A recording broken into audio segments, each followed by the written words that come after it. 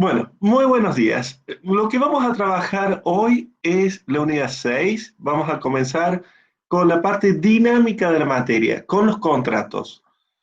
Es decir, hemos estado en una parte muy estática que era los espacios, el estudio sobre el buque, el estudio sobre el personal. Ahora vamos a entrar en la vida misma del comercio y que va a concentrarse en contratos y en responsabilidad. Es el nudo central de la materia. Así que les voy a pedir, despierten las neuronas porque va a ser intenso este día y bastante técnico. Van a ver que el desarrollo de la clase ya va a seguir el articulado de la ley. Vamos a ir trabajando esos artículos, pero ¿se acuerdan cuando comenzábamos la materia? Decíamos, ¿es una materia codificada? Pues bueno, ahora entramos ya en el detalle de la ley.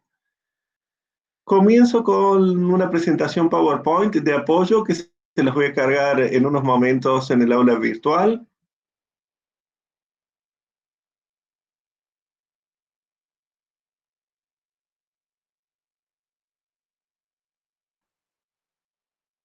Bien. ¿Podrían confirmarme si se ve la pantalla, por favor? Sí, profe, se ve. Perfecto, muchísimas gracias. Bueno, aquí está un recapitulativo de los temas principales que vamos a trabajar en la unidad y lo esencial es lo que llamamos la sistematización de los contratos. A ver, si ustedes se fijan, datos antes de la pandemia, habrá que ver cómo queda la historia para el futuro, pero respecto al PBI del planeta, los derivados financieros, si el PBI es 1, el total que existe en derivados financieros es más de 20. ¿Cómo puede ser eso? No es que haya una inflación a través de papeles, ni que esos papeles no tengan sustento. Cuando usted compra un televisor nuevo en una tienda, en un comercio, que le ofrece una financiación a 18 cuotas, no es el comercio el que está soportando ese costo financiero, no es el comercio el que está soportando el problema del manejo del dinero en el tiempo. ¿Qué hace el comercio? Lo pone en un paquete a su crédito y otros créditos y a través de, por ejemplo, un forfait, lo transfiere, un factoring lo transfiere a una sociedad o una compañía financiera que además luego lo coloca en un banco. Ese banco, ese paquete de créditos lo incorpora en un fondo común de inversión y ese fondo de común de inversión recibe inversiones de un jeque en Arabia Saudita. Y resulta que entonces es una serie de papeles de derivados financieros que van a hacer que usted pueda comprar a crédito aquí en Córdoba y que el origen de los fondos, en definitiva, está en Arabia Saudita. Es una persona en Arabia Saudita que está financiándole a usted. No la conoce, no sabe cómo se llama usted.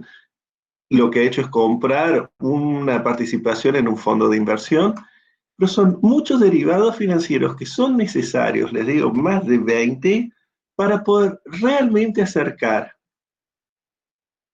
a quien tiene la disponibilidad de recursos con quien tiene la necesidad de esos recursos en un momento determinado.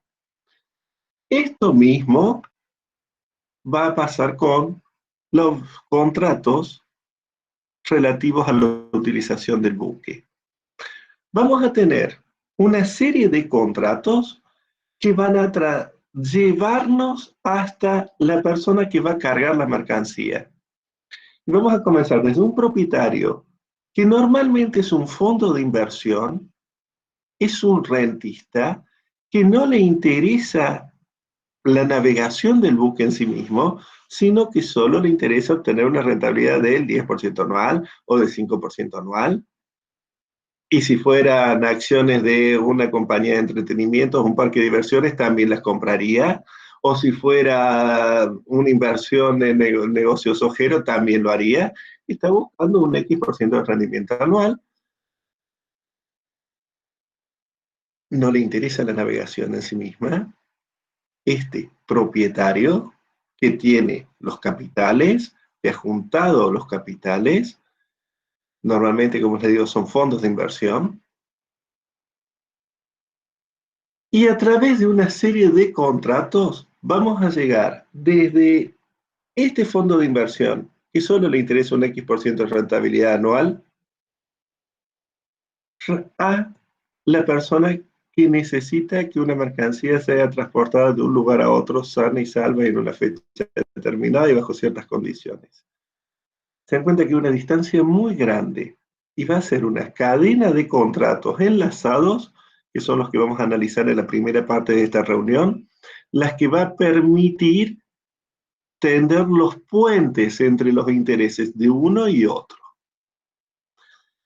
El primer contrato que vamos a tener es el contrato de locación, que se hace entre el propietario, que va a ser el locador, con una compañía de navegación, el armador. Ya vamos a estudiarlo en detalle. El articulado de la ley es muy breve. Lo esencial de este contrato es que transfiere lo que se llama la tenencia. Transferir la tenencia es transferir la condición de armador. Gracias a este contrato, el propietario se va a quedar sí con la propiedad del buque, por cierto, pero va a transferir al armador la tenencia, va a hacer nacer al armador, va a hacer nacer a la compañía de navegación. Desde ese momento, el armador va a tener la gestión náutica y comercial del buque y lo va a explotar. Y durante los 5 años que dure este contrato, el armador va a designar al capitán, va a ajustar a la tripulación, va a explotarlo comercialmente, haciendo transporte, va a decidir a qué puerto va a tocar el buque y qué viajes va a realizar. Él tiene la gestión náutica y comercial. Y una vez por mes adelantado, va a pagarle una suma de tantos pesos o dólares al locador. Y como les digo, es un rentista que posiblemente esté en Londres tomando el té. Y no otra cosa. Primer contrato. El contrato de locación nos hace nacer la figura del armador a través de la transferencia de la tenencia del propietario hacia el armador. Paso 1. Paso 2. Este armador que tiene la gestión náutica puede hacer un contrato de fletamento a tiempo, tomando la posición de fletante del armador, y nos va a aparecer un sujeto nuevo, entonces un fletador a tiempo, que va a tener la gestión comercial, va a tener la disposición del buque durante estos 2 años que dure el contrato, y un buque en el cual el armador, que es la compañía de navegación, va a la gestión náutica, que el armador ha designado a la tripulación, va a realizar los viajes y llevar las cargas y realizar las operaciones que le indique este fletador a tiempo. Fíjense, se disocian la gestión náutica de la gestión comercial. Un contrato típicamente marítimo, no lo encuentran en el derecho civil o comercial general. A ver, a veces puede ser un poco difícil de imaginarlo, porque es tan ajeno a la vida diaria de las personas que estamos en tierra, pero piensen en el almirante Irízar. Hace una decena de años sufrió un terrible incendio y hasta hace muy poco estuvo paralizado en reparaciones. Mientras tanto, la Administración Nacional del Antártico, el buque Irízar es un buque rompehielos, apto para navegación antártica, necesitaba seguir aprovisionando a la más de una decena de bases temporales y permanentes que tiene la República Argentina en la Antártida. No podía dejar abandonada a los expedicionarios ni a los científicos y tenía que aprovisionarlos, reemplazar al personal y demás. ¿Qué hizo? Aprovechando que mientras que el hemisferio norte está en invierno, nosotros estamos en verano y la mayor parte de las campañas se hacen en el verano antártico, hay menos hielo, se contrataron 2 buques rusos que durante el invierno del hemisferio norte operan en el Ártico, se los contrató bajo un régimen de fletamento a tiempo, es decir, el buque es ruso, la bandera es rusa, el capitán ha sido designado por la compañía de navegación rusa, igual su tripulación, pero que durante estos 3 meses que va a durar la campaña del Antártico en el hemisferio sur argentino, van a prestar servicio a las órdenes de la Administración Nacional del Antártico Argentino, que le va a decir, hoy zarpe y lleve tales provisiones que le he cargado en el buque a la base Marambio. Tal día zarpe y lleve a este equipo de productores de Hollywood que están buscando una locación para una película. El día tal, vaya y rescate a personal de la base francesa que ha sufrido una enfermedad y necesita ser llevado al continente.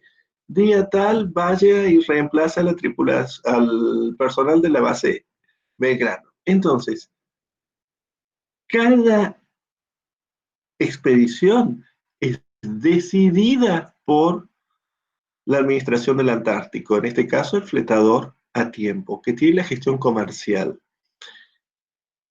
Y tal vez por algunas de esas acciones, por ejemplo, llevar la gente de Hollywood para una película, filmar una película, ahí le cobre a la empresa productora de Hollywood de California. ¿Y quién va a cobrar? El fletador a tiempo, la Administración del Antártico. El armador fletante, el buque ruso, lo único que hace es navegar siguiendo las instrucciones y durante estos 3 meses va a estar al servicio del fletador. Cuando se terminen los 3 meses, deja de estar al servicio del fletador y pasará a estar al servicio de la administración del Ártico rusa. ¿Me están siguiendo? Miren que este es un contrato complejo, por eso, ¿me están siguiendo con este contrato? Sí. ¿Sí? Sí, profe. Bien, bueno, muchas gracias. Si hay dudas, por favor, párenme. Siguiente cuestión. Puede ser el mismo propietario, puede ser el armador, normalmente es el fletador a tiempo, que tiene la gestión comercial, hemos dicho, va a ser un contrato de fletamento total o parcial con una compañía logística, los llamados freight forwarders,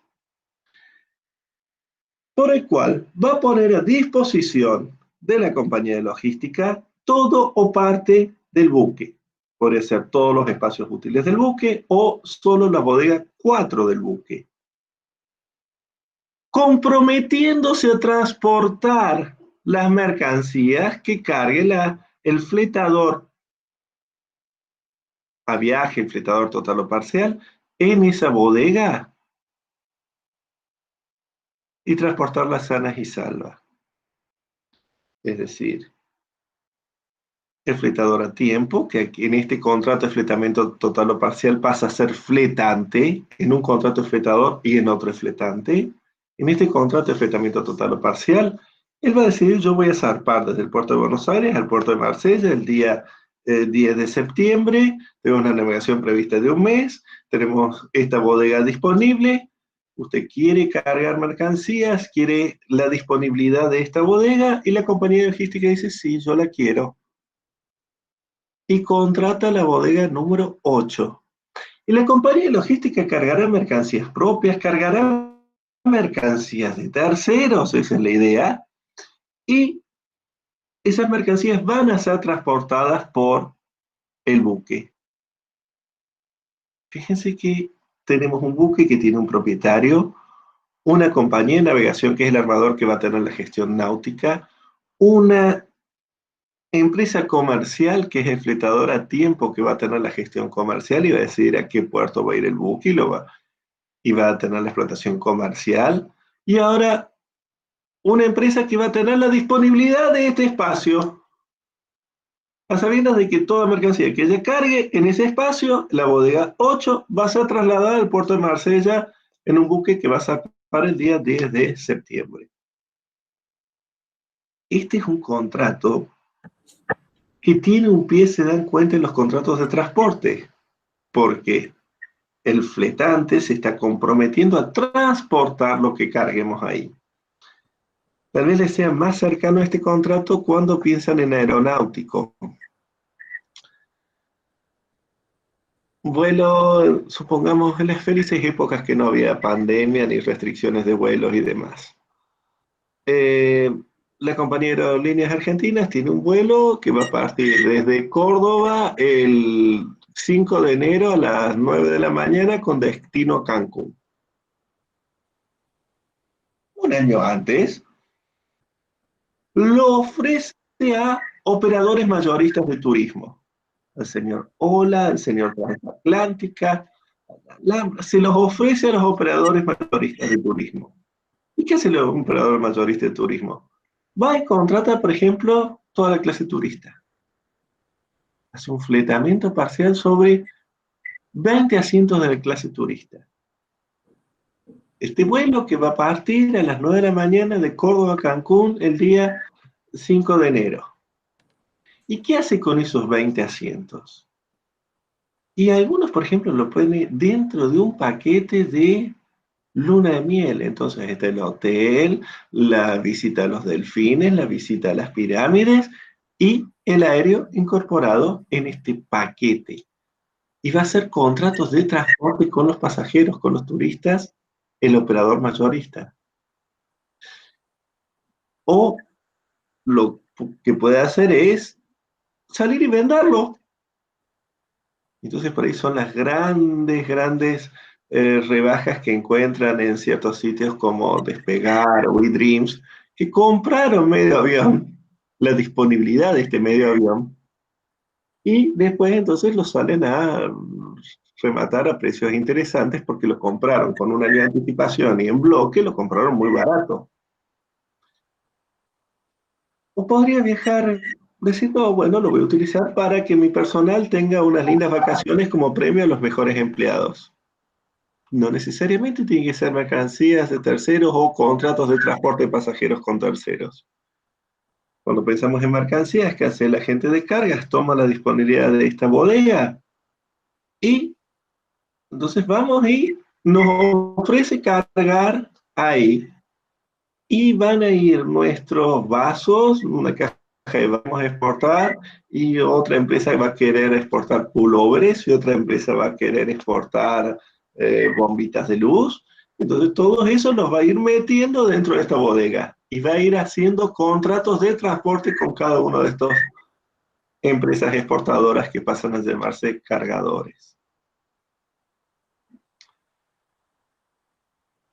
La última etapa es este contrato de transporte, en el cual normalmente ya con un agente de cargas voy a contratar el traslado sano y salvo de las mercancías de un puerto a otro puerto. ¿Podría ser hecho el contrato de transporte con un propietario? A ver, sí, nada impide que la misma persona sea propietario, armador, fletador a tiempo, que no haya habido ningún contrato en el medio, no haya ninguna disociación. Si contratamos un paseo de turismo en el lago San Roque, seguramente ese va a ser el caso. Pero como el 95% de la navegación es comercio internacional, en la mayor parte de los buques van a encontrar esta escalera de contratos que van a ir desde el propietario hasta el cargador. ¿Dudas hasta aquí? Lo que he hecho es presentarles lo que vamos a trabajar en esta unidad y la próxima, una sistematización de cómo pasamos de un propietario hasta un cargador. Primero, Volvemos. Tenemos un contrato de locación que nos hace nacer la compañía de navegación a través del transferir la tenencia. Guarden bien en la cabeza esta palabra, transferir la tenencia. Es la clave en el contrato de locación de buque. Segunda cuestión. Un contrato de fletamento a tiempo por el cual se va a disociar la gestión náutica de la gestión comercial y nos nace la empresa comercial de transportes y que va a tener la disponibilidad de este buque cuya tripulación y capitán y demás han sido designados por la compañía de navegación por el armador. El fletador a tiempo va a tener la disponibilidad de este buque durante el periodo del contrato. Ahora, ¿cómo vamos a explotar la capacidad de carga del buque? Vamos a ofrecer las bodegas todas juntas o por partes, algunas bodegas, contrato de fletamento total o parcial, y vamos a ofrecer la disponibilidad de estas bodegas. Usted, si quiere, carga, si no quiere, no carga. Un asunto suyo, usted tiene la disponibilidad, senador fletador total o parcial. Y ese fletador total o parcial, agentes de carga, operadores mayoristas y demás, van a hacer contratos de transporte con las personas interesadas en que sus mercancías sean trasladadas de un puerto a otro. ¿Dudas hasta aquí, por favor? Fíjese, esta secuencia es la que veníamos hablando. ¿Dudas? No hay dudas. No hay dudas. Ay, eso es grave. Debería haber dudas. Profe, sí, yo me uní un poquito más tarde. Usted hizo mención de 4 partes hace un rato que integraban este contrato el buque, del propietario, empresa de logística, que son la compañía armadora, una empresa No, comercial. no es la empresa de logística. No, cuidado, no es la empresa de logística, es la empresa de navegación. Ah, Es la compañía de navegación. Es Evergreen, Costco, son las compañías de navegación. La empresa de logística es el freight forwarder, que normalmente aparece en el momento de los fletamientos totales o parciales. ¿Queda más claro? sí. Bien. Entonces, seguimos. Empecemos con el contrato de locación de buque. Estamos dentro de lo que se llaman contratos de utilización. Vamos a ver que hay contrato de utilización, el contrato de transporte y luego el contrato de remolque, que es un caso aparte especial. En el contrato de utilización yo estoy prestando atención al buque. En el transporte estoy prestando atención a un opus o una obra que es el traslado sano y salvo de mercancías a personas de un puerto a otro. Y en el contrato de remolque estoy prestando atención al aprovechamiento de la fuerza motriz de un buque. En los contratos de utilización, la regla es la plena libertad contractual. Son empresas, son comerciantes especializados. Es decir, que hagan el contrato que mejor les convenga. Acá no es una cuestión de eh, lesión a pensar, es muy difícil que pueda haber una posición dominante de uno sobre otro. Son todas grandes compañías negociando entre ellas. Es decir, que la ley, especialmente el contrato de locación y fletamento total a tiempo, perdón, va a ser supletoria. Ante silencio, oscuridad de las partes, la ley nos va a dar una respuesta. Si las partes omitieron, olvidaron tratar un punto importante en el contrato, ahí va a venir la ley al rescate. Pero las partes pueden estipular en contrario de lo que dice la ley. Por supuesto, son comerciantes, son adultos, hagan como mejor les convenga. En el fletamento total o parcial no va a ser igual, porque va a haber, es un contrato que tiene dos pies, un pie en los fletamentos y otro pie en el contrato de transporte. En lo que se refiere a cuestiones relativas al fletamiento, sí va a haber libertad contractual, pero en las cosas que hacen el transporte ya vamos a ver que hay ciertas estipulaciones de la ley que van a tener carácter imperativo. y toda disposición contractual contraria a esas normas imperativas de la ley en materia de transporte se va a considerar no escrita. No va a anular el contrato, se va a considerar no escrita y se aplica directamente la ley.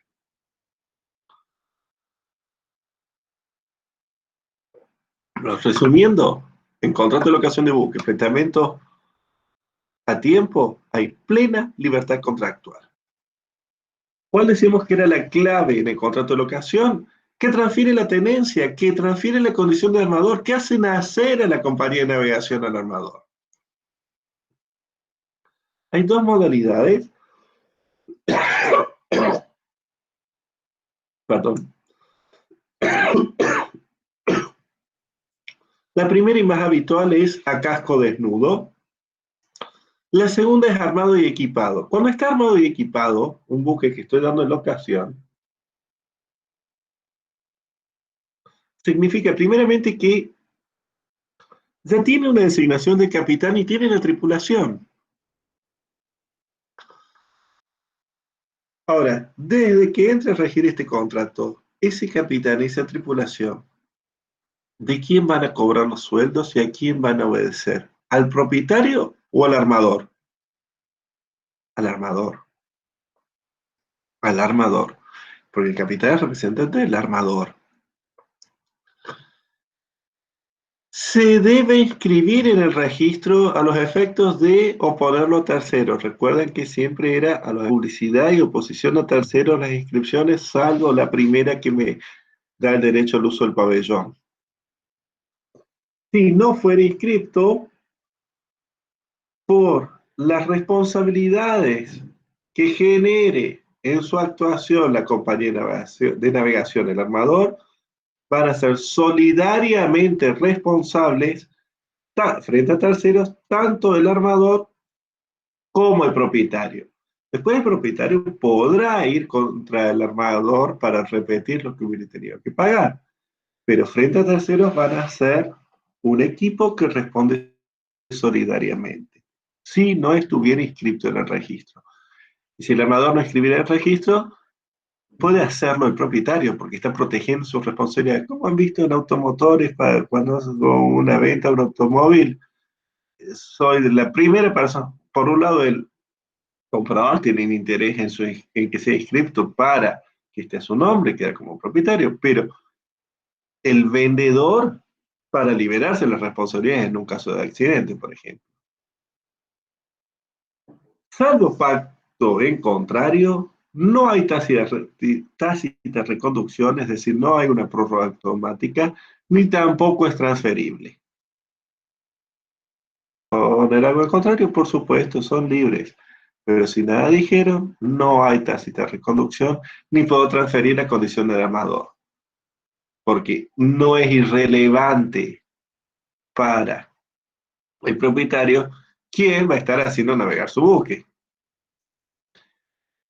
Van a ver que la ley de navegación pone en cabeza del propietario el mantenimiento del buque. El mantenimiento es muy caro.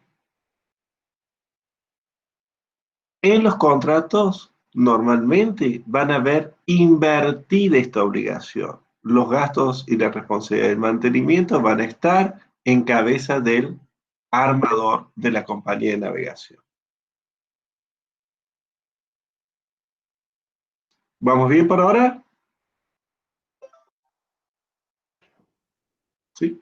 Hola, profe, disculpe por interrumpirle. Le quería hacer una pregunta de lo que recién habló de la tácita Sí, reconducción del contrato. sí. Y disculpe por entrar a clase, yo soy oyente y quiero rendir libre en la materia con No, usted. bien, No estoy bienvenida. cursando. Sí, y tengo unas dudas. ¿Qué sucede si el contrato se vence y el buque está, digamos, en expedición? Ahora lo vamos a ver. Ah, bien, Ahora lo vemos en la gracias. siguiente placa. Bien, Lo muchas vemos en la gracias. siguiente placa. La ley nos da una respuesta. Dice, a ver, artículo 219, empezamos con el articulado. ¿En qué consiste? Contra el pago de un precio que normalmente se paga mes por adelantado, conceder a otra parte el uso y goce de un buque por un tiempo determinado, transfiriendo la tenencia.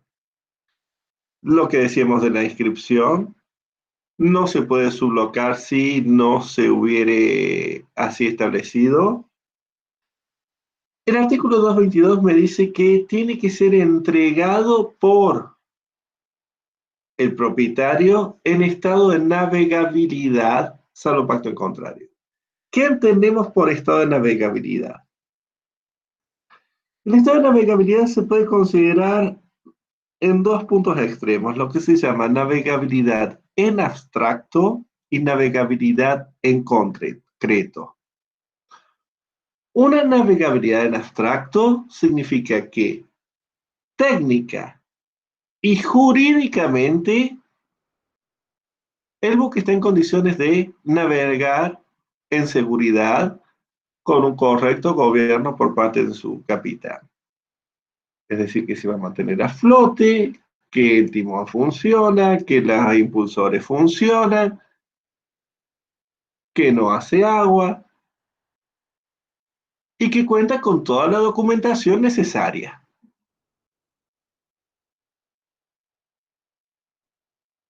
Pero todavía no estamos hablando de qué tipo de expedición va a ser. Cuando vamos a una navegabilidad en concreto, que eso va a estar en los contratos de transporte, va a ser navegar en seguridad con todos los papeles necesarios, pero en seguridad transportando estas mercancías a este destino previsto. Puede ser algo muy distinto a simplemente no hundirse y ser gobernado. En este contrato de locación, cuando hablamos de navegabilidad, estamos hablando de navegabilidad en abstracto, porque todavía no sé qué actividades va a realizar la compañía de navegación, el armador, a qué destinos va a ir. Podemos establecer que no toque ciertos puertos porque hay guerra o cuestiones así. Podemos establecer exclusiones de operación en el contrato. Pero todavía no sabemos qué operaciones va a realizar en específico. Entonces, la navegabilidad es en abstracto. ¿Y de qué manera tiene que devolverlo el armador? En el mismo estado en que lo encontró, salvo los daños producidos por caso fortuito, fuerza mayor o el uso anormal. El uso anormal, perdón, el uso normal, es decir, el desgaste natural del buque. Ese libre de tripulación y de todo crédito privilegiado. Hemos visto que los créditos que genere el armador en la gestión del buque en su explotación, algunos tienen carácter privilegiado sobre el buque. Entonces eso implica que tiene que levantar esos privilegios antes de devolverlo. Y tiene que dejarlo sin la tripulación, es decir, levantar también todo crédito de la tripulación que pudiera tener contra el buque que está devolviendo. Es decir, no puede devolver una bolsa de juicios al propietario. Aquí está esto que hablamos de la obligación del locador de mantener, que en la vida real en los contratos se invierte, pasa a estar en cabeza del locatario el mantenimiento. Y luego, la obligación de utilizar el buque de acuerdo a las características técnicas y a las modalidades convenidas. Es decir, si es un buque granelero, no utilizarlo para transportar combustibles. Eso se detalla con bastante precisión en los contratos. Respecto a la pregunta de sus compañeras, vemos que el artículo 225 nos dice que tiene que devolver el armador el buque en el puerto convenido y si no lo hubiere, en el domicilio del propietario. La restitución no puede demorarse un tiempo mayor de la 10ª parte del término del contrato. A ver, se nos venció el contrato. Era por 60 meses. Eso significa que tenemos 6 meses todavía para volver. ¿Por qué? Porque el buque debe navegar. La idea es que no, a ver, supongamos un viaje a China, nos puede tomar tranquilamente 2 meses y volver otros 2 meses. Si yo veo que me están faltando 20 días para la finalización del contrato, yo sé que de la ocasión no podría tomar cargas que fueran a China pensando en que no voy a volver a tiempo para devolver el buque. Pero eso no es lo que la ley quiere. La ley está buscando siempre que el buque navegue. Que el buque navegue. Entonces, para apoyar la navegación del buque, va a facilitarle al armador que pueda tomar estos contratos de transporte, cargas, lo que fuere, hasta China, hacer la expedición, regresar y por el tiempo que si hubiere excedido, va a haber una indemnización que la ley, en defecto de estipulación por las partes, le fija una cláusula penal que va a ser el doble del precio estipulado. El doble del precio estipulado. Señorita Constanza Martínez, Sí, ¿responde a su profe. pregunta esto? Sí, profe, Bien, muchas gracias. Entonces, me queda claro que si está el buque navegando, se permite la extensión, como dijo usted, hasta la 10ª parte. aunque no esté navegando, ¿eh? Ah, bien, bien. Y por el fundamento sería por el principio de línea que la expedición debe cumplirse, por eso. Exacto, cuidado. Todas estas son cláusulas supletorias. Es Bien, decir, ¿en el contrato podemos establecer algo distinto? Sí, por supuesto. bien, bien. O sea que hay que estar lo que diga el contrato. Si nada dijo el contrato, viene esto. Lo que tiene el artículo es lo más o menos estándar de los contratos, lo que habitualmente se hace. Bien, gracias. Por favor. ¿Otras dudas hasta aquí? ¿No hay más dudas? Bueno, por las dudas, yo les recuerdo que la prescripción, fíjense, es 1 año desde la fecha de vencimiento, rescisión y demás, es 1 año. Prácticamente todas las prescripciones que vamos a ver, los plazos son de 1 año en la ley de navegación, es el plazo general, el plazo estándar. Piensen que vienen acostumbrados a plazos de prescripción mucho más amplios en el derecho civil o comercial común, en la ley del consumidor. Aquí la prescripción es bastante breve, tienen que moverse rápido si quieren reclamar. Vamos al segundo contrato. Por favor, les voy a rogar que ingresen con su cuenta UNC, porque si no es realmente incómodo, molesto, se van bloqueando las pantallas y demás. El contrato de fletamento a tiempo, el segundo contrato que vamos a trabajar. Recuerden, estamos hablando de libertad contractual. El artículo 227 es el que les trae la definición y es, cuando un armador, conservando su tenencia, es decir, la gestión náutica la mantiene el armador, se compromete a disponerlo a disposición de otra persona y a realizar los viajes que ésta disponga por un término determinado. Tenemos un armador que mantiene la tenencia. Lo que está transfiriendo es la gestión comercial, porque quien va a decidir qué viajes se van a hacer, qué se va a cargar, es el fletador.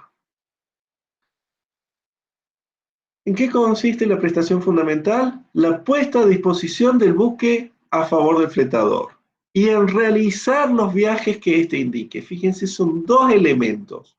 Uno que es la puesta a disposición,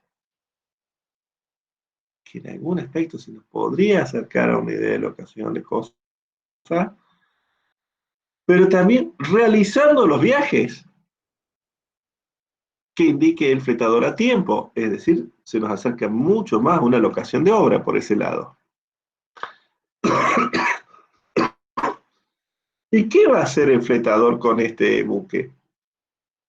Puede satisfacer sus propias necesidades de transporte o destinarlo a transporte de mercancías o personas ajenas a su organización, sino contratos de fletamiento total o parcial o contratos de transporte. Estamos separando la gestión náutica de la gestión comercial. Fíjense que la gestión náutica la retiene el fletante, porque es el armador, es la compañía de navegación, es quien designa el capitán y a la tripulación. Y la gestión comercial, que la tiene el fletador, lo transforma en una empresa comercial de transporte. Y las mercancías van a ser transportadas en cumplimiento de contratos que ha realizado el fletador. El que hace los contratos de transporte es el fletador, porque tiene la gestión comercial y los hará por el precio que quiera y a los destinos que él quiera, dentro de los marcos que establezca el contrato de destinos, por ejemplo, que pueden estar prohibidos. Vamos a ver, puertos peligrosos. Presten muy especial atención a la figura del capitán. El capitán fue designado por el armador. Pero ahora va a comenzar a recibir órdenes en todo aquello que atañe a la gestión comercial del buque, es decir, zarpar hacia tal puerto, llevar tales mercancías, cobrar tales valores por ese transporte de mercancías, va a recibir órdenes del fletador. Vamos a ver que tanto en la ley como en las pólizas más estándar, por ejemplo la póliza Valtime, que la tiene encargada en el aula virtual, y que les pido la lean, las tienen en inglés y en castellano, que las lean con detalle para que van a ir viendo reflejadas las disposiciones de la ley. Esa póliza nos establece que siempre el capitán va a obedecer en lo que atañe a gestión comercial al fletador y va a estar obligado a presentarle los libros. La documentación va a estar siempre disponible para el fletador.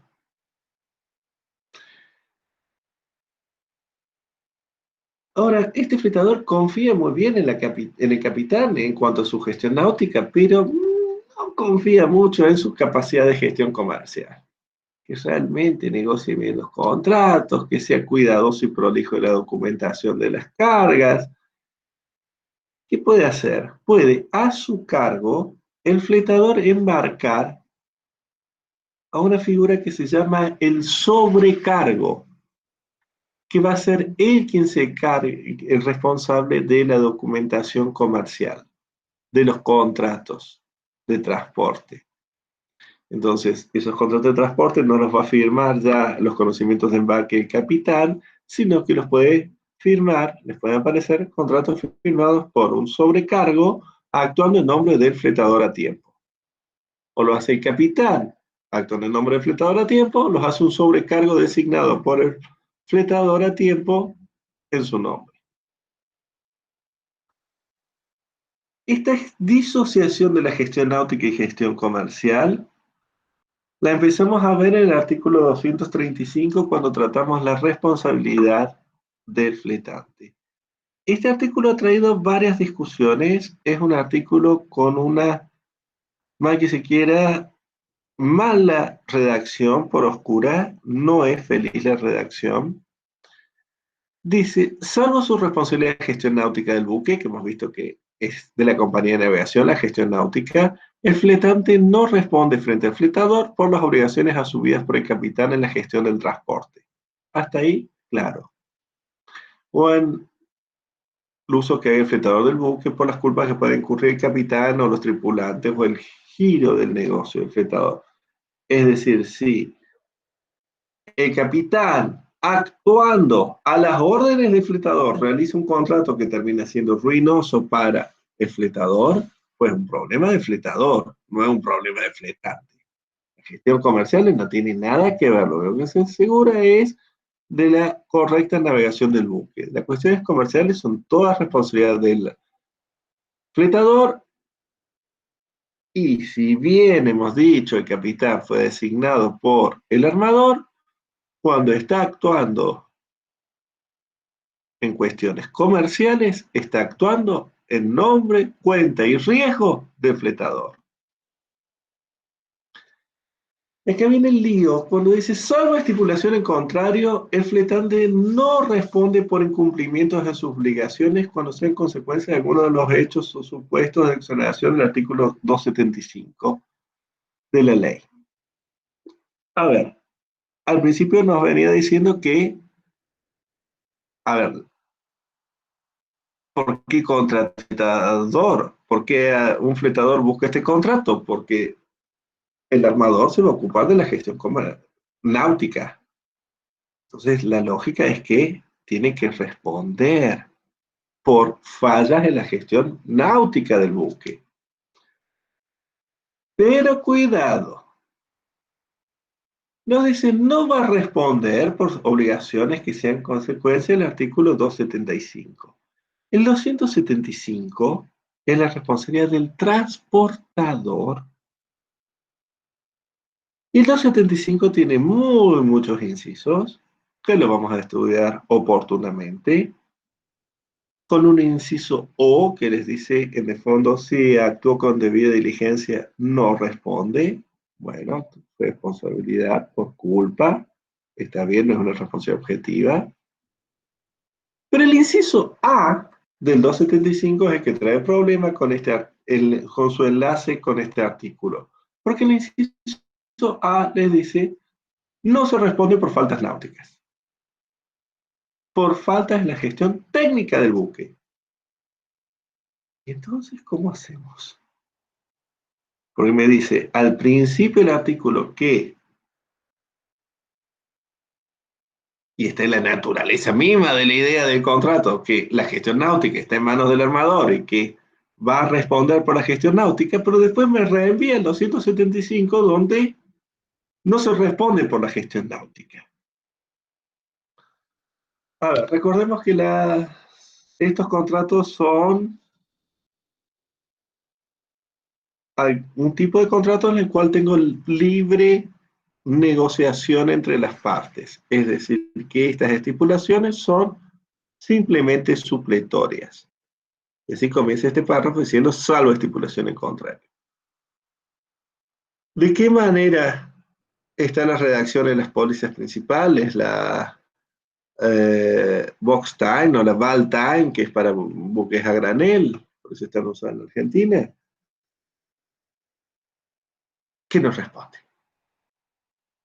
¿Qué nos responde por la gestión náutica? Por fallas en la gestión náutica cometidas por el capitán o la tripulación. Cuidado con esto. Quienes estén utilizando Montiel como bibliografía principal van a ver que apartándose de la doctrina mayoritaria argentina y del mundo occidental, insistiendo con algo que es correcto, que es la disociación entre la gestión náutica y gestión comercial, va a insistir en que no se liberaría por el artículo 265 de la responsabilidad por su gestión náutica. A ver, mi posición personal es muy razonable lo que dice Montiel, pero no se ajusta a lo que establece la ley. La ley está puesta de esta manera, con una muy poco feliz redacción, debería haber sido más clara, pero que está reflejando también lo que vemos en la mayoría de los contratos, y es que no hay responsabilidad por la gestión náutica del capitán. Sí, por ejemplo, si el armador no presentó una tripulación correctamente ajustada, o el buque no estaba en condiciones de navegabilidad, pero eso hemos visto que es al inicio del contrato, durante la gestión, las acciones del capitán, las faltas náuticas del capitán y la tripulación, este reenvío al 275 no lo saca del sistema de responsabilidad. Fíjense que, ¿en qué casos va a responder el fletante?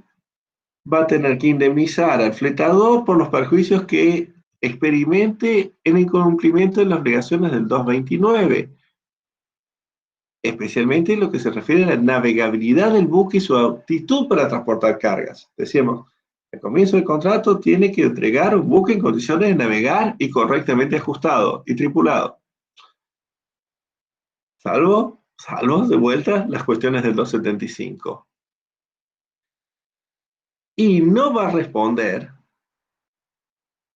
cuando entre en alguno de los supuestos de exoneración del 275, entre ellos faltas náuticas del 330 o 336, cuando se trate de personal o mercancías del fletador. Y si acaso debiere responder, cuidado con esto, va a responder de manera limitada, conforme al 278. Es decir, no va a responder si encuadra dentro del 275, y ahí recuerden, aparece inciso A, la gestión náutica, faltas de manejo técnico del buque, y si acaso debiere responder, va a responder de manera limitada. Y, por cierto, no va a responder por las obligaciones o culpa de capital como representante de esta compañía comercial de fletador cuando está actuando bajo órdenes de fletador. ¿Dudas sobre esto? ¿Por qué es retorcido? Este reenvío que les hace el 275, por favor piénsenlo, denle una mirada a la ley que supongo que tiene la ley al lado. ¿Hay alguna duda sobre esto?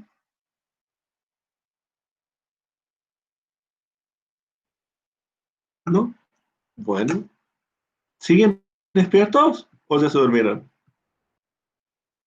Duda. Bueno. El buque tiene que ser individualizado. No me es indiferente qué buque va a ser. Va a ser por escrito, si es de más de 10 toneladas, y tiene que inscribirse. Ahora, de vuelta, esta inscripción es a los efectos de oponibilidad. Es decir, y lo que está en cursiva es agregado mío, no es el texto del artículo, es: si no se inscribiere, va a haber una responsabilidad solidaria del fletante y del fletador frente a los cargadores. Esto se inscribe y consta el certificado de matrícula del buque. ¿Qué obligaciones? En los 29 que decíamos es poner el buque a disposición del fletador, ejerciendo una diligencia razonable. Cuando le dicen diligencia razonable, no es la del buen padre de familia, no, es un mayor nivel de exigencia de empeño y atención, porque estamos hablando de comerciantes especializados. La diligencia de un comerciante especializado en esta actividad, una diligencia razonable, para que el buque se encuentre en estado de navegabilidad, armado y tripulado conforme a todos los reglamentos exigidos,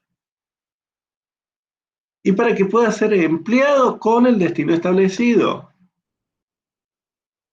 y en un puerto donde puede estar siempre a flote. Esto de puerto que puede estar siempre a flote suena raro aquí en Argentina. Nosotros tenemos dos mareas sobre el Atlántico, una alta y una baja, pero no todo el Atlántico, y que no tiene mucha diferencia de altura. En el Atlántico Norte, en las costas europeas, por ejemplo en Rochelle, teníamos 4 mareas, alta, baja, a lo largo del día, y con diferencias de hasta 8 metros. Entonces ustedes en un momento, en el puerto principal, veían los buques bajar, quedar sobre el lecho, sobre el limo, escorados, acostados sobre la arena, hasta que llegara la siguiente marea. Hay ciertos puertos que tienen diques que permiten con esclusas mantener el agua a un nivel constante. Entonces el buque siempre tiene que estar a flote.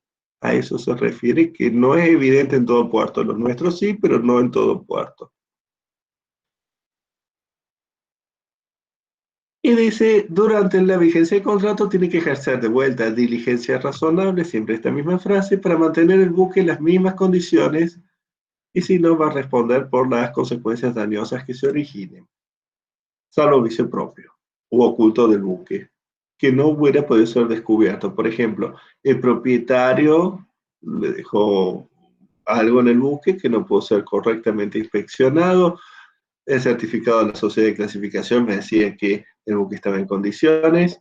Algo que puede ocurrir muy especialmente con los buques tanques es esto. El accidente del Exxon Valdez, que fue una de las grandes catástrofes ambientales de la navegación marítima, los buques petroleros y de transporte de cargas de sustancias peligrosas recibieron nuevas reglamentaciones que les impusieron el doble casco. Eso significa que hay dos cascos, un exterior y otro interior, y que si hubiera un daño en el casco exterior, todavía hay otro casco adentro que permite la navegación segura del buque y que no se filtren lo que al exterior, por ejemplo, el petróleo que puede estar en las bodegas. Ese doble casco ha sido un avance. No ha habido hundimientos con buques de doble casco. Ahora, entre casco y casco hay aproximadamente 1 metro entre casco externo y el interno. ¿Por qué se dejó 1 metro? Para permitir que una persona pudiera entrar y hacer, tratando, la inspección interior. En la práctica, ese espacio tan estrecho está todo contaminado, lleno de gases tóxicos, y no se hacen inspecciones. Entonces se inspecciona en la cara externa del casco exterior, la cara interna del casco interior, pero en el medio no sabemos si hay herrumbre, fisuras o qué. Algunas sociedades de clasificación y compañías de seguros puedan desarrollar y envían robots a inspeccionar, pero es muy limitado también lo que inspeccionan. Es decir, son los buques más seguros que hay, pero no tenemos idea cómo están en esa parte y podrían eventualmente ser una bomba de tiempo que traiga una catástrofe. No ha ocurrido, llevamos 40 años con esto y van funcionando perfectamente, pero ahí ustedes tendrían un lindo ejemplo de, con la diligencia razonable, no puede descubrir un vicio oculto que traía el buque, una fisura que solo se veía desde el interior de esa zona de inspección en la cual en la práctica nadie entra ni se puede entrar. ¿Qué cosas tiene que pagar el armador? Hemos dicho que el armador designa al capitán, elige y ajusta la tripulación. Entonces tiene que pagar sus sueldos, las provisiones que consuman, el seguro del buque, los impuestos sobre el buque,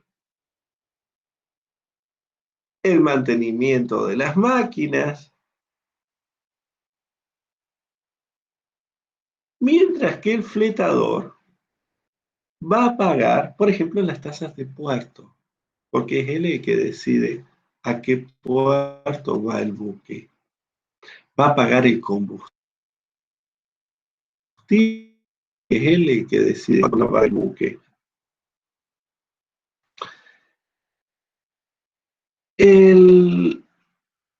Este manejito acá, perdón, ahí está.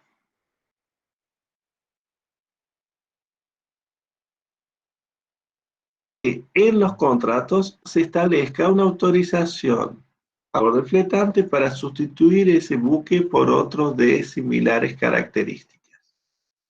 Otros de similares características, velocidad, arqueo, capacidad de carga y demás.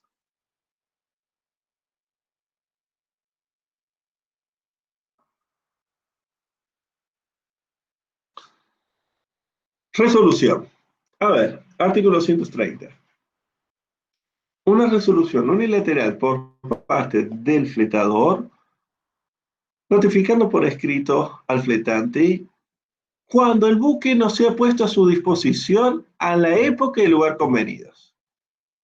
Es decir, tenía que estar el 18 de septiembre a las 9 de la mañana el primer turno de cargas en el puerto tal, dársena tal, y el buque no estuvo. Y pasó el día y el buque no llegó, y entonces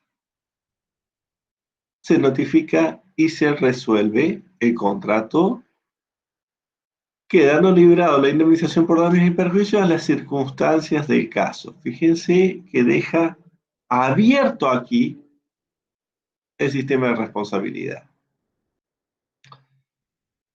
Normalmente es muy raro que se establezca que va a ser el día 18. Va a ser, normalmente el contrato va a decir, en la primera quincena, aproximadamente en los primeros días. ¿Por qué? Porque puede haber una tormenta que me hizo demorar, pero también a veces se ponen fechas específicas porque si no puede afectar seriamente los intereses del fletador que tenga necesidad de hacer viajes en ciertas y cuáles fechas.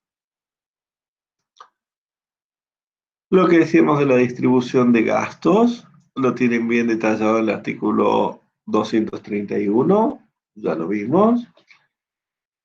Artículo 232, navegación no prevista en el contrato. Fíjense, recuerden siempre que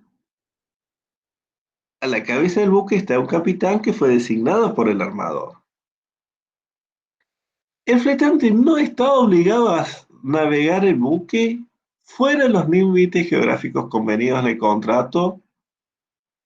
Es decir, si pusimos va a navegar en aguas del hemisferio sur, el capitán, si le indican navegue a un puerto de España, el capitán va a decir no. Le va a decir al fletador a tiempo, no, porque eso está fuera de los límites convenidos del contrato. Y pensando aún dentro de los límites establecidos en el contrato, no está obligado a navegar a puertos que expusieren al buque a peligros que no hubieran sido previstos al momento de celebrar el contrato. Por ejemplo, en Uruguay estalló una guerra civil y una organización terrorista se hizo dueña del puerto de Montevideo. Bueno, es decir, no voy, porque es un peligro. Sí, sí.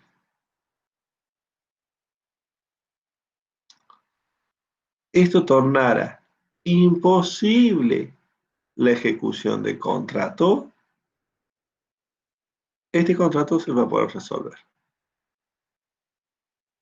Porque el fletador puede tener un interés muy especial en ir a ese puerto, que no, al momento de contratar no sabíamos que era peligroso, pero que después se volvió peligroso, y que el capitán, por supuesto, no va a ir porque no va a exponer al buque, que es el capital de su jefe de la compañía de navegación, del armador, no lo va a exponer ese riesgo que no estaba establecido en el contrato, y entonces el fletador va a poder resolver el contrato. ¿Qué es un puerto seguro? Podemos estar hablando de un puerto inseguro, en los casos en los que el capitán puede rechazar el viaje, pero ¿qué es un puerto seguro?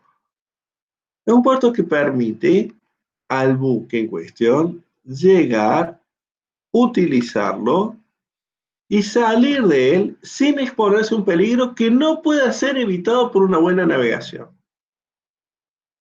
Un peligro que no puede ser evitado por este buque, porque habría otros buques que tal vez pudieran evitar ese peligro, por este buque no, por su calado, por su propulsión, por sus condiciones de navegabilidad, y con una buena navegación. Es decir, tal vez haya un capitán en el mundo que podría sortear esto.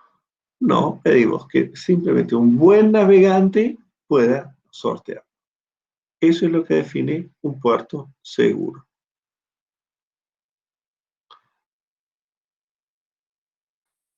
Cuando se llama off-hire, fue 37 nos establece que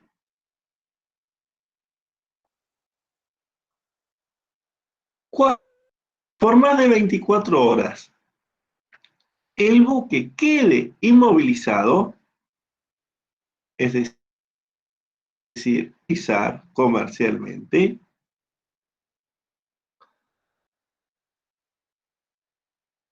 por ese periodo no va a tener que pagar flete. No va a tener que pagar flete porque no está pudiendo explotarlo comercialmente. Ahora bien, las causas de esa inmovilización no tienen que provenir de acciones del fletador. Ejemplo de la pandemia. Cargué pasajeros enfermos. Cuando llego a un puerto, me bloquean la entrada y me dejan el buque en cuarentena. ¿Tiene que pagar el flete por ese periodo en que el buque va a estar en cuarentena? Sí, claro que sí. Claro que sí, porque fue una acción del fletador de realizar contratos de transporte con personas que después resultaron estar infectadas de coronavirus, de COVID. Es algo en lo que no se ha tenido que ver la gestión comercial del buque.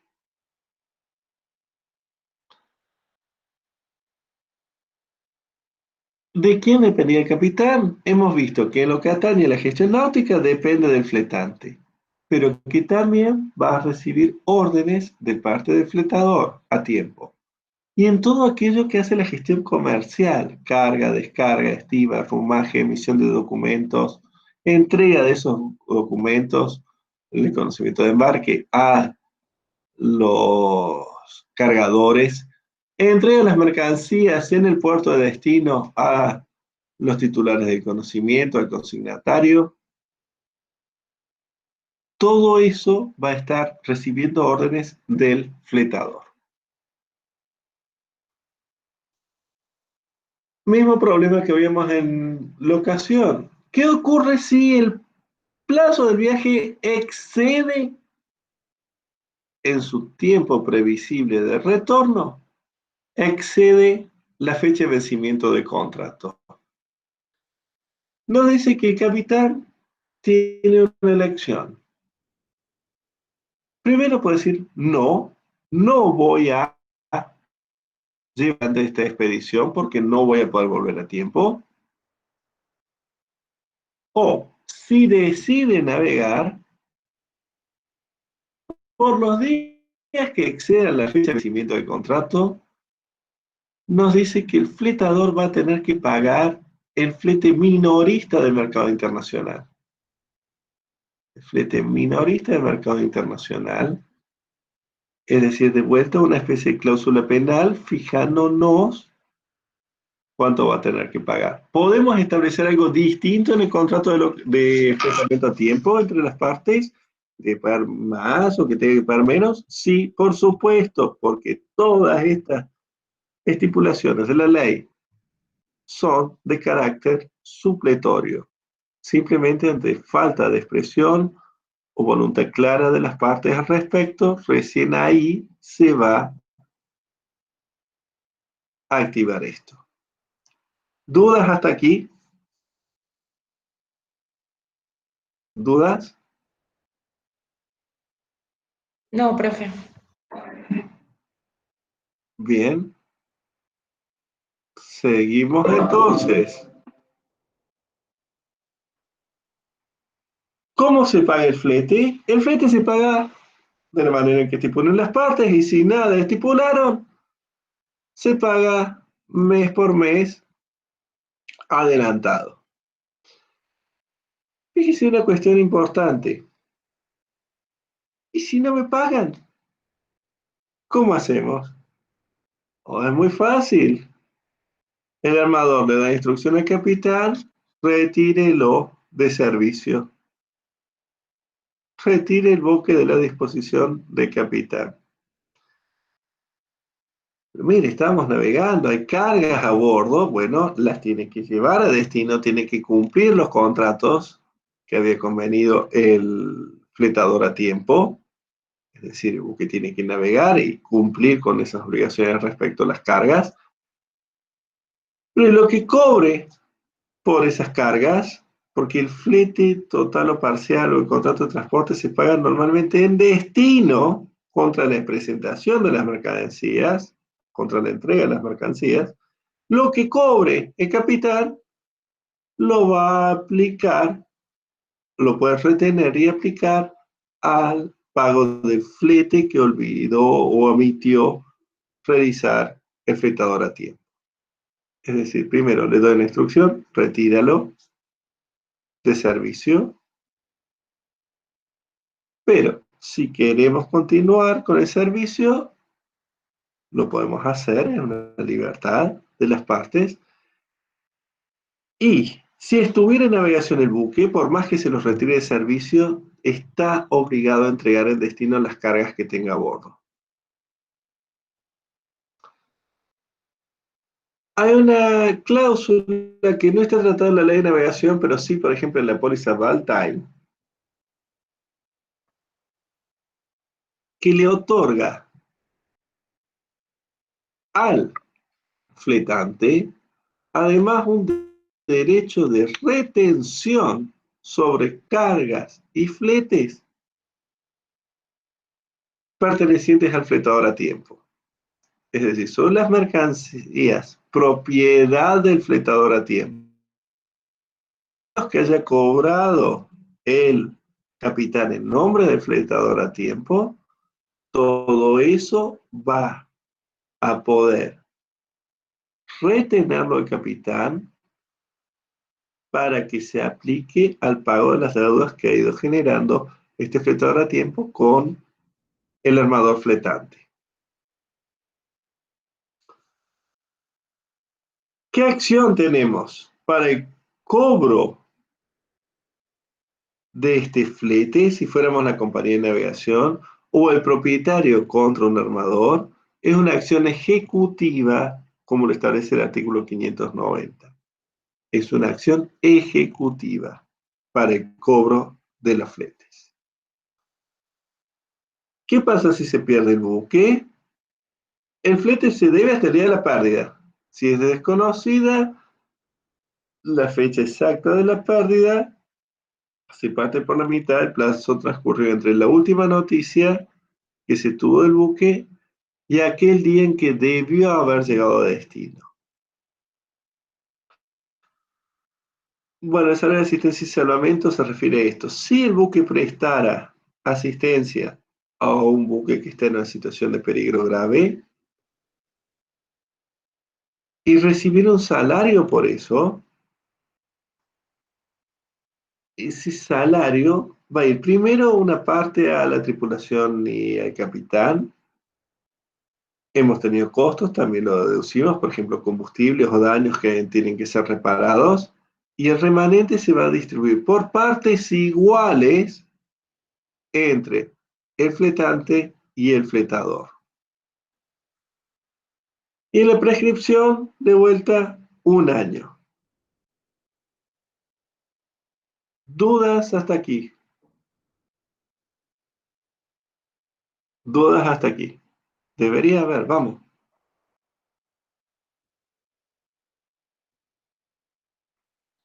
¿No hay dudas?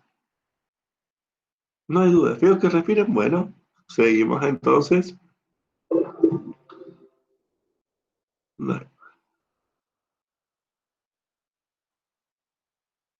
Tratamiento total o parcial.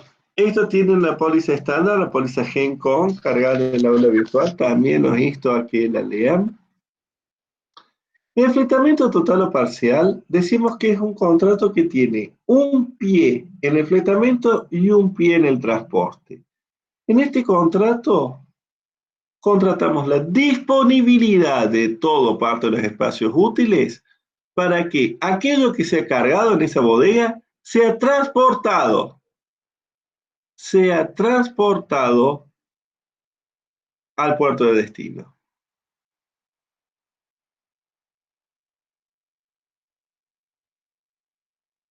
El fletante debe emplear una diligencia razonable para poner el buque en condiciones de navegabilidad en el tiempo y lugar convenidos. Vuelta a marcar. ¿Qué consiste en navegabilidad? Cada día, cada contrato que vamos avanzando se nos está haciendo cada vez más en concreto. Y vuelto a marcar, estamos actuando en defectos de estipulaciones convenidas entre las partes. Ya vamos a ver otro bloque de normas en las cuales son de carácter imperativo. ¿Cuáles son? ¿Cuáles son en las cuales hay libertad contractual?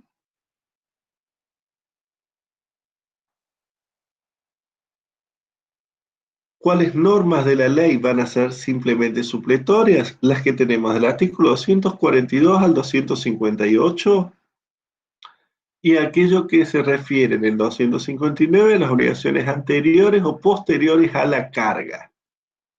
Mientras que van a tener carácter imperativo los de la sección quinta, que son artículos 265 al 316. En eso, cualquier estipulación en contrato contraria a las disposiciones de estos artículos se va a tener por no escrita. ¿Cómo se instrumenta con la póliza de fletamento? ¿Se escribe? No, no se escribe, porque está generando una por contenedor. No podría, en modo alguno, ir por cada contenedor a hacer una inscripción en el registro. ¿Qué elementos va a tener? Los tienen en la placa, son los elementos de identificación del buque, las partes.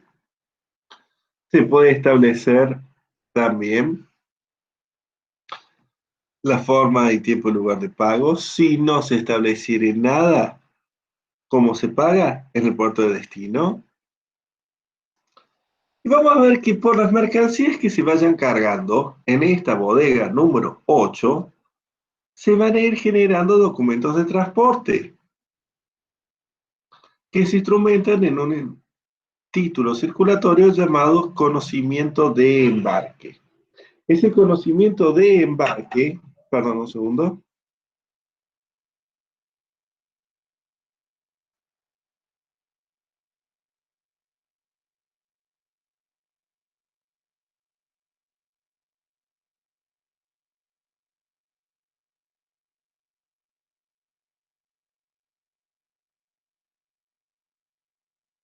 Gracias. Les decía, ese conocimiento de embarque, además de ser la instrumentación y prueba del contrato de transporte, además de ser un título circulatorio, va a ser un título representativo de las mercaderías. Si hubiera una diferencia entre lo que dice la póliza de fletamento y lo que dice el conocimiento de embarque, por ejemplo, las obligaciones fueran distintas en las obligaciones de las partes, si estamos entre fletante y fletador, van a valer las de la póliza. Si en cambio este conocimiento de embarque circuló a terceros, van a tener prevalencia las de la póliza, perdón, las de conocimiento de embarque, salvo que llevara una mención que diga según póliza de fletamento. Y tengan cuidado con los conocimientos que les digan eso, porque en teoría deberían entregarles una copia de la póliza de fletamento y normalmente no se hace, entonces ustedes no saben qué rayos hay dentro de la póliza de fletamento y cómo quedan realmente las obligaciones. Estar atentos a ese punto.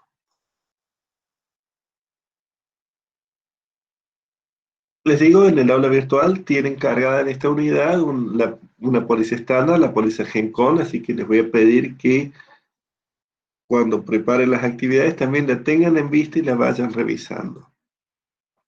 El artículo 243 es muy importante. Una vez que han sido firmadas las pólizas de fletamento, fíjense, por un fletador a tiempo puede ser, que firmó las pólizas de fletamento, ese contrato de fletamento total o parcial va a subsistir y tiene que ser cumplido aunque el buque cambie de propietario. Entonces, vendí el buque, porque usted va a encontrar una serie de pólizas de fletamento que tiene que cumplir, aunque haya cambiado el propietario del buque. Son normas en cuenta de defensa del consumidor, de protección a los cargadores. ¿Qué dice la ley respecto al lugar de carga o descarga? Hemos fijado el puerto, pero además podemos fijar que sea la dársena número 4. Entonces el buque va a cargar y descargar en el lugar donde le indique el fletador, pero si hubiere varios fletadores, que es lo habitual, entonces directamente decide el capitán. En este contrato, las operaciones comerciales respecto a este espacio útil que ha contratado el fletador, están en cabeza, están en manos del fletador, que es el agente de cargas, o es el operador mayorista que decíamos en el avión a Cancún. Es decir, que todas las operaciones de carga, descarga, estiva y arrumaje están en cabeza del fletador. Eso significa que el fletador tiene que proveer el personal y cargar las mercancías. Es él el responsable de cargar. Y eso puede tener un costo, tiene el costo de la grúa, tiene riesgo, tiene impuestos. Es una responsabilidad del fletador. Y si cargó mal o estivó mal, es responsabilidad del fletador.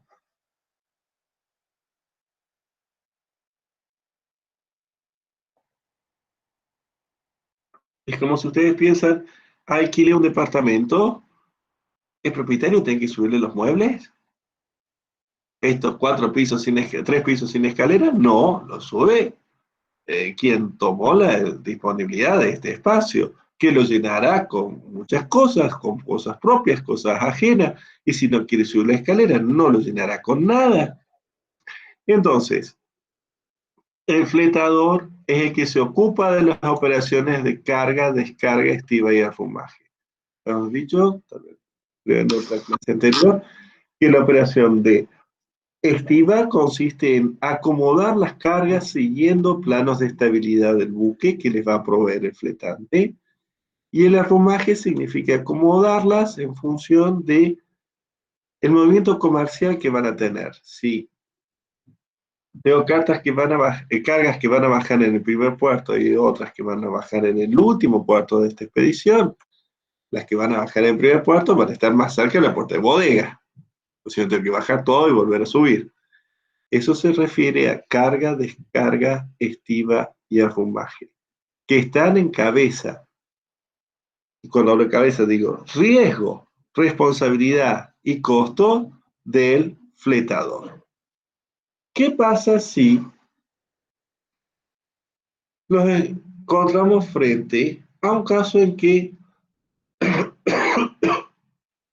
el fletante no puso el buque dispuesto para la carga en la fecha y puertos establecidos en el contrato?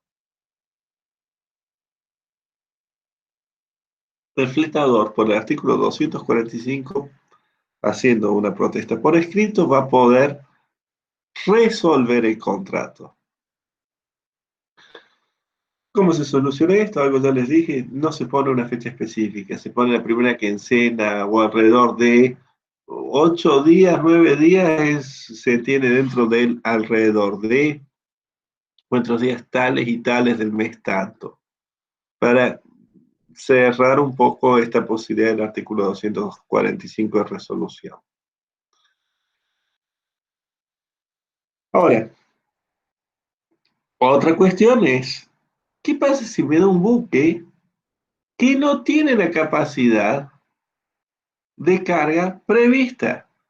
Por ejemplo, la bodega 8 había dicho que tenía tantos pies cúbicos y tiene algo distinto.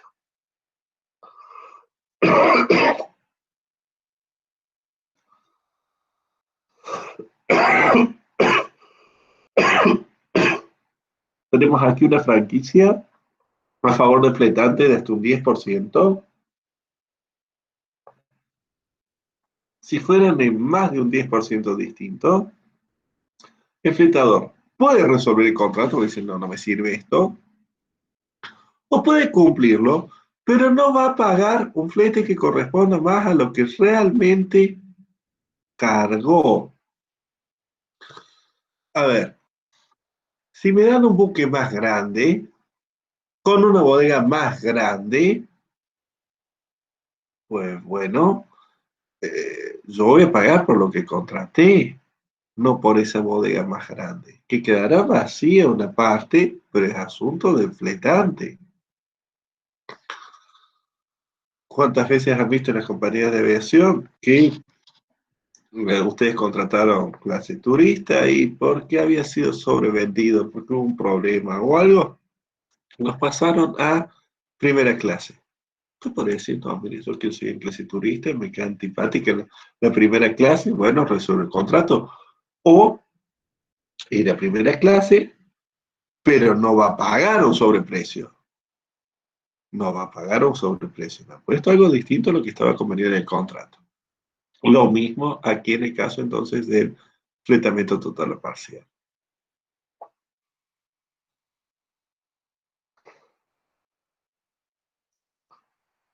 Artículo 247 es la carta de alistamiento. Se lo envía el fletante al fletador y lo publica en el puerto y en la aduana, diciéndole, el buque está listo para recibir cargas o listo para que se proceda a las operaciones de descarga. Y usted tiene un plazo de tantos días, que se comienzan a contar desde el primer turno de trabajo siguiente a la carta de alistamiento, es decir, que tenemos 2 turnos de trabajo lunes a viernes y un turno de trabajo los sábados. Si usted le llega un sábado a la tarde la carta de alistamiento, eso significa que los plazos para cargar que usted tiene comienzan a correr el lunes a la mañana. Si usted le llegó un miércoles a la tarde, usted empieza a cargar desde el jueves a primera hora. Y ahí comienzan a correr los plazos de lo que se llama estadías, el tiempo que está el buque esperando para recibir sus cargas. Cuidado con esto, con la carta de alistamiento, porque ocurre muchas veces que hay demasiados buques en un puerto y que no todos tienen acceso a las dársenas. Y entonces, ¿qué hacen? Hay uno acostado contra la dársena, descargando y cargando, y los otros se van poniendo al lado, amarrando unos con otros, es poniendo puentes para que puedan cruzar la tripulación de uno a otro, hasta el puerto, perdón, atravesando los otros para llegar hasta el puerto. Pero las compañías de navegación, desde que se amarraron a otro buque en el puerto, ya les envían la carta de alistamiento. Pero mire, o cargar todavía, porque tengo que esperar que terminen de cargar estos que están en la cola antes, para que usted llegue a la dársena y ahí recién cargar. Bueno, jurisprudencia entendió aquí en Argentina y en otros lugares del mundo, mayoritariamente, que esa carta de alistamiento es válida. Así que cuidado, le están corriendo los plazos. Cargue por paracaídas. Pero bueno, mientras tanto le están corriendo los plazos. A mí me ha tocado ver 7 buques. El máximo que vi fueron 7 buques, uno amarrado al otro. Es decir, que más o menos a 2 o 3 días de operaciones por cada buque. Imagínense los tiempos que estaban corriendo. Y mientras tanto, las cartas de alistamiento Dicen ustedes que están achicando los plazos de la estadía. ¿Por qué? A ver, hay cada día de estadía en puerto, eso significa pagar una tasa. Estar en puerto cuesta mucho. A ver, para que ustedes calculen, según los puertos, y los puertos argentinos son caros, son estúpidamente caros, ustedes les puede costar más o menos entre 20.000 y 50.000 dólares por día estar un día en el puerto. Simplemente estar. Bueno, con la ecuación económica de la compañía de navegación es una diferencia importante. Ahora, si el flotador, perdón, fue muy eficiente en su operación de carga y tenía 10 días para cargar y utilizó solo 2, va a recibir normalmente, y así se estipula, las pólizas, lo que se llama el dispatch money. Ese dispatch money es un premio por haber cargado. Perdón, un segundo, tengo que hacer una interrupción. Perdón.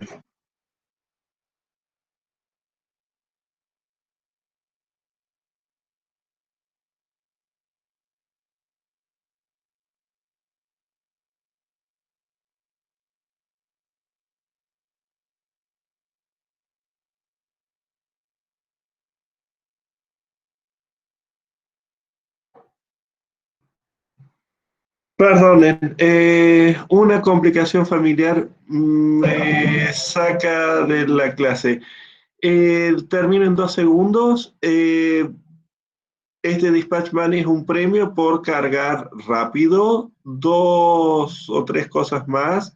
Las estadías y las sobreestadías. Las sobreestadías son un plazo por encima de las estadías y se cobran más caros y se establecen, si no están establecidas por el contrato, se establecen por los usos de puerto. Y luego van a ver, desde el artículo 150 en adelante, el problema es la carga incompleta. ¿Qué pasa si el buque no cargó el fletador? Como los fletes se pagan en destino, y si el fletador no llegó a cargar, tendría serias dudas de que le vaya a pagar en destino.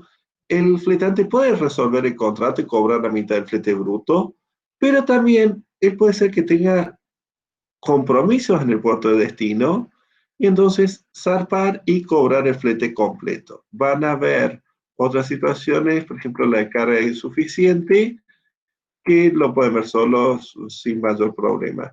Les pido disculpas por esta interrupción.